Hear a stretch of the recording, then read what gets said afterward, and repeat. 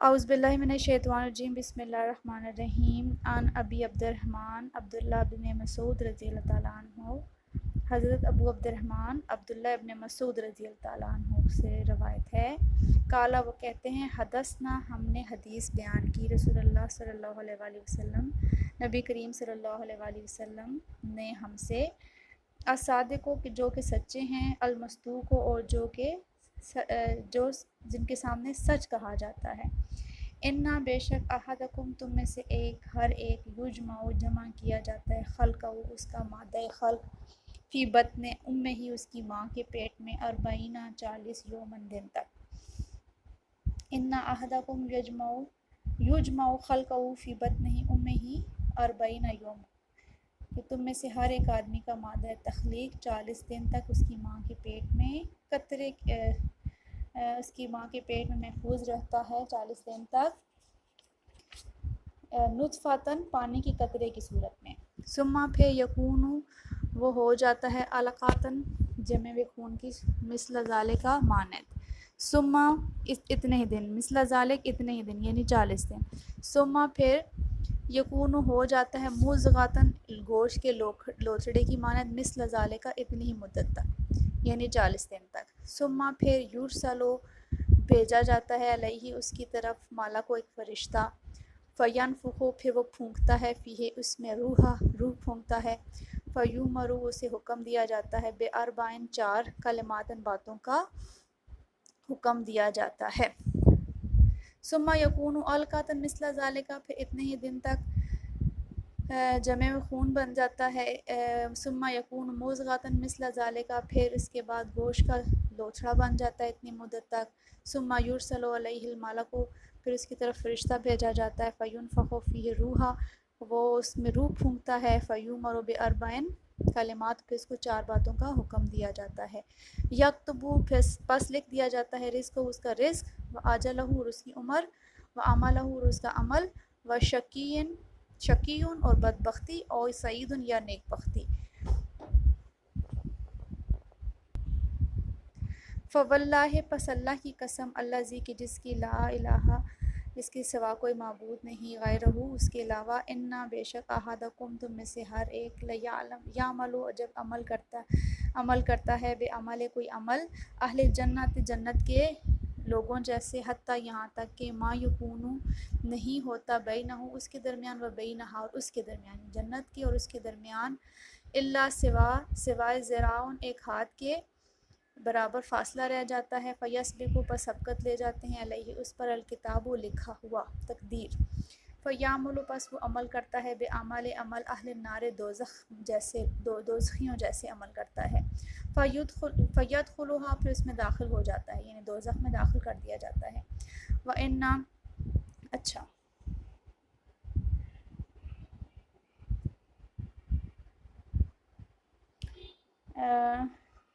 فواللہ پس اللہ کی قسم لا الہ غیرہ کہ جس کے سوا کوئی معبود نہیں، ان احدکم لیعمل بعمل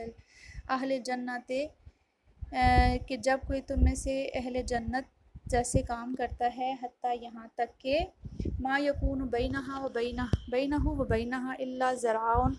یہاں تک کہ اس کے اور جنت کے درمیان صرف ایک ہاتھ کا فاصلہ رہ جاتا ہے،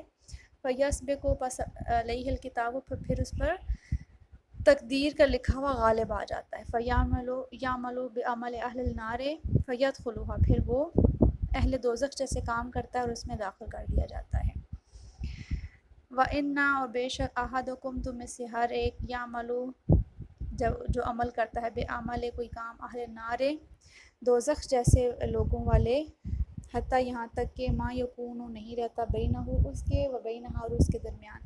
اس شخص کے اور دوزخ کے درمیان الا ذراع ایک ہاتھ کے برابر فاصلہ رہ جاتا ہے، فیسبق پس غالب آ جاتا ہے علیہ الکتاب اس پر تقدیر کا لکھا ہوا، فیعمل بعمل پھر وہ عمل کرتا ہے اہل جنت جیسے جنتیوں جیسے کام کرتا ہے، فیدخلھا پھر اس میں داخل کر دیا جاتا ہے۔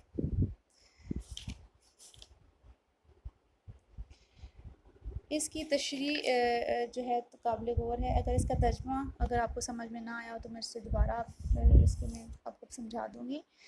ترجمہ لفظی با محاورہ کے پاس ریکارڈنگ موجود ہے، دوبارہ سن لیجیے گا۔ تشریح جو ہے اس میں ہم شروع سے ہم نے دو لفظ آتے ہیں، صادق والمصدوق۔ صادق کا مطلب سچا اور سچ بولنے والا۔ نبی کریم صلی اللہ علیہ وآلہ وسلم کو اسی نام سے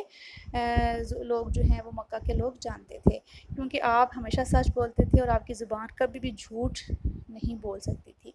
اور اس کے علاوہ اس حدیث میں آپ کو ایک اور لقب ملا، المصدوق۔ المصدوق کے مطلب جس کے سامنے سچی بات کی جائے، یعنی آپ صلی اللہ علیہ وآلہ وسلم کے سامنے کلام اللہ تعالیٰ کا کلام یعنی قرآن مجید نازل ہوا، وہ بھی اللہ تعالیٰ کا سچا کلام ہے، اس وجہ سے آپ مصدوق بھی ہیں کہ آپ کے سامنے سچی بات کی جاتی ہے، سچ کے علاوہ کوئی بات آپ کے سامنے نہیں کی جاتی۔ تو سب سے پہلے چیز جو اس حدیث میں بیان ہوئی ہے وہ تخلیق کے مختلف مراحل کا تذکرہ کیا گیا ہے کہ انسان جو اس کی پیدائش ہے وہ کن مراحل سے ہو کر گزرتی ہے اور وہ کس طرح سے دنیا میں جو ہے وہ آتا ہے۔ حدیث کے مطابق 40 دن تک ماں کے پیٹ میں وہ مادہ تخلیق اور مایا شکل میں 40 دن تک پانی کی قطرے کی صورت میں رہتا ہے، پھر اس کے بعد 40 دن تک گوشت کی شکل میں، گوشت کے لوٹھڑے کی صورت میں،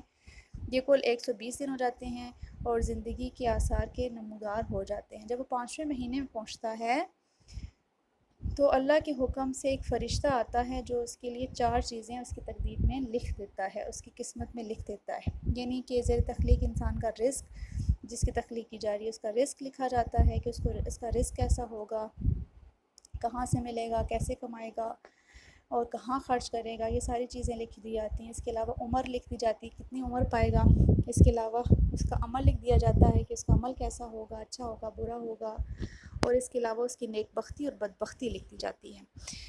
تخلیق کے یہ مراحل اللہ تعالیٰ کی حکمت خداوندی کے بالکل عین مطابق ہیں، کیونکہ اللہ تعالیٰ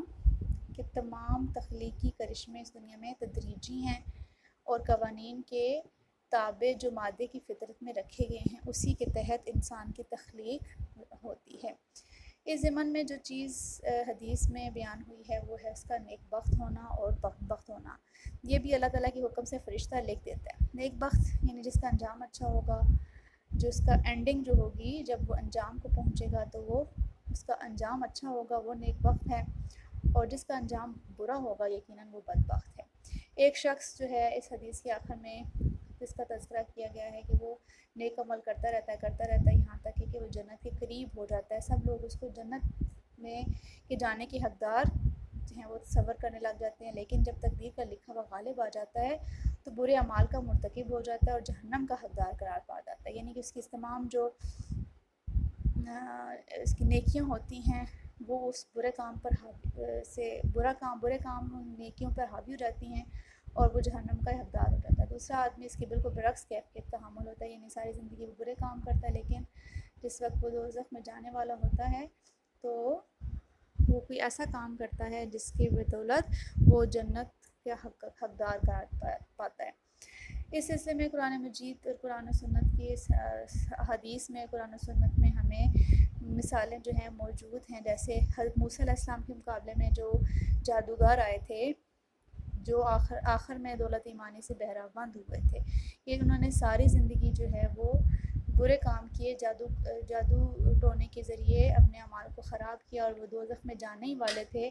کہ یکمشت ان کو اللہ تعالیٰ کی طرف سے ایمان کی دولت نصیب ہوئی اور وہ جنت کے حقدار قرار پائے۔ اسی طرح سے حضرت موسیٰ علیہ السلام کے زمانے میں ایک آدمی جس کا لقب سامری تھا،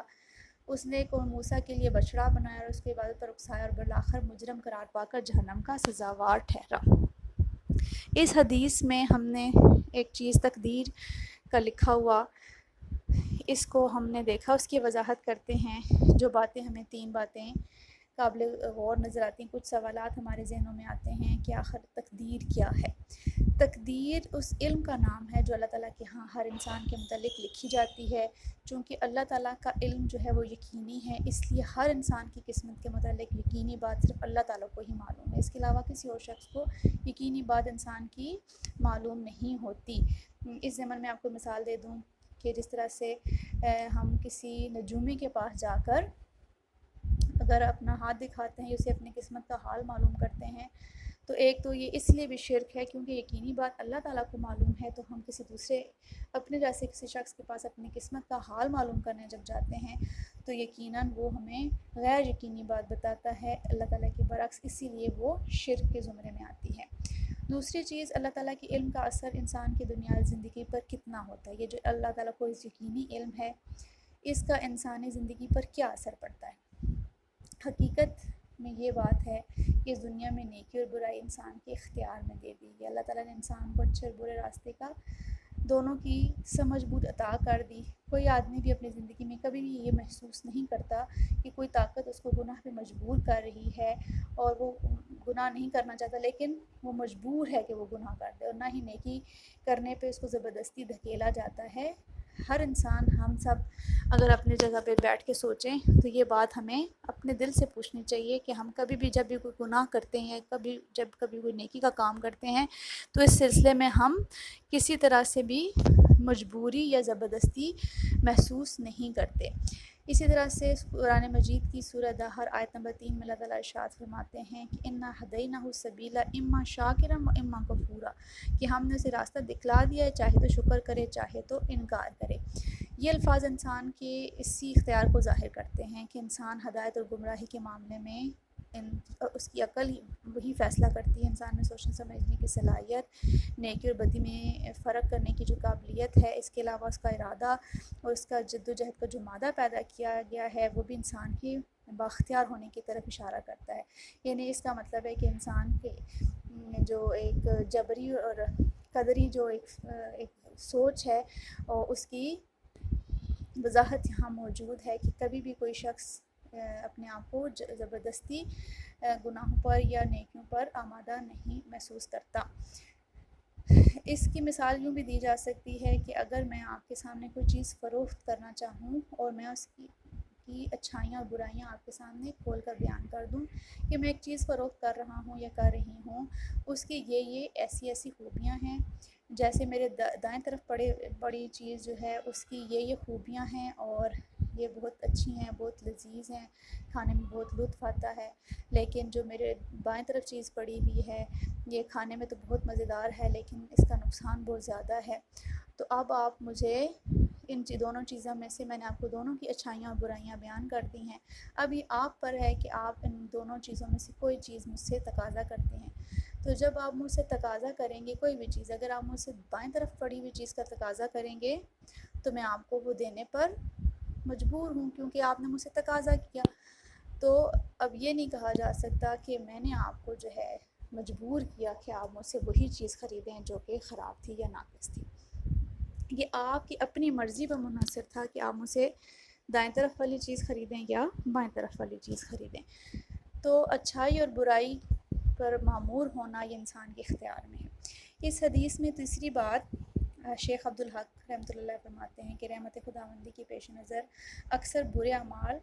جو ہیں والے جو اعمال ہیں وہ اعمال صالحہ اختیار کر لیتے ہیں، لیکن نیک اعمال والے لوگ بہت کم برائی کی طرف مائل ہوتے ہیں۔ اگر ہو بھی جائیں تو اللہ تعالیٰ کی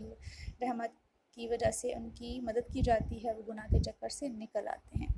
حدیث میں یہ بھی بیان ہوا ہے کہ نیک اعمال کرنے والا کبھی آخر میں برے عمل کرتا ہے، دوزخ کی طرف لڑک جاتا ہے۔ یہ ان بندوں کے حق میں ہوتا ہے، یہ ایسے بندوں کے ساتھ ہوتا ہے جو اپنے نیک اعمال پر غرور کرتے ہیں اور تکبر کرتے ہیں۔ لہٰذا اس غرور اور تکبر کی وجہ سے اللہ تعالیٰ کو یہ اس کی ناپسندیدگی کی وجہ سے جو جہنم کی سزا ملتی ہے، یہ سزا ان کے اوپر اسی وجہ سے مسلط کی جاتی ہے۔ اس حدیث سے یہ بھی معلوم ہوتا ہے کہ کسی نیکی پر فخر اور غرور نہیں کرنا چاہیے، ساتھ ہی کسی کو نیک عمل کرتے دیکھ کر یہ دعویٰ نہیں کرنا چاہیے کہ یہ لازماً جنت میں داخل ہوگا، نہ ہی کسی گناہ گار کے جہنمی ہونے کا فتویٰ لگانا چاہیے۔ اس حدیث سے ہمیں نیک اعمال کی طرف راغب ہونے کا سبق ملتا ہے، اور یہ بھی